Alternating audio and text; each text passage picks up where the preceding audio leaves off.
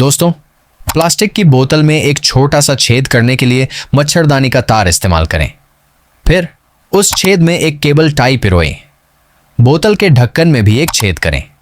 Cable tie को ढक्कन में से और फिर एक और केबल टाई में से डालें। अगर कोई अतिरिक्त हिस्सा हो तो उसे काट दें।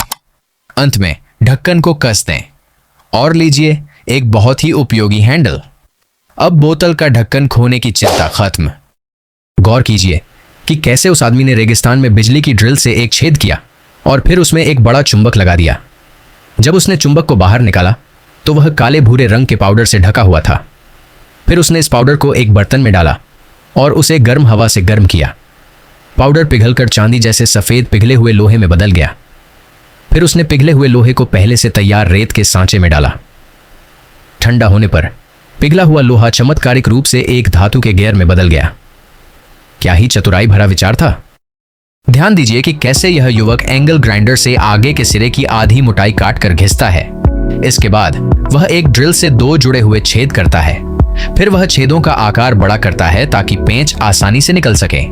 साथ ही वह एंगल ग्राइंडर पर पेंच के सिरे को नुकीला आकार देता है। अंत में वह ग्राउंड स्क्रू को छेद से गुजारता है और उसे एक नट से कसकर बंद कर देता है। इस तरह एक अनोखे आकार का होल पंच तैयार हो जाता है। हमारे सामने बैठे बुजुर्ग व्यक्ति को अपनी मुर्गियों को रोजाना खाना खिलाने की आवृत्ति कम करने का एक अच्छा तरीका सूझा। उन्होंने 2 पानी के पाइप लिए, एक मुड़ा हुआ और एक सीधा। उन्हें आपस में जोड़ा, मुड़े हुए सिरे को जमीन पर रखा और फिर उसमें चारा भर दिया। इस तरह उन्हें मुर्गियों को रोजाना खाना खिलाने की जरूरत नहीं पड़ती।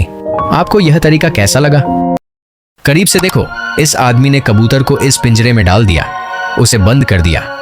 फिर लहसुन की एक लौंग निकाली, उसे लाइटर से भुना, त्वचा से छीलकर कैंची से एक छोटा टुकड़ा काट दिया और इसे बढ़ावा देने के लिए कबूतर की चोंच में डाल दिया प्रतिरक्षा। अरे दोस्तों, ये देखो, ये विदेशी कितना क्रिएटिव है। कुछ लोग इस दराज और इस हैंडल के साथ खिलवाड़ कर रहे हैं। देखो ये DIY कितना सुंदर है। और फिर ये देखो, अरे मैंने ये सारे ईयरअर्म्स क्लिप कर दिए हैं। देखा? फिर मैंने इसे थोड़ा पॉलिश किया। देखा? सुंदर है ना?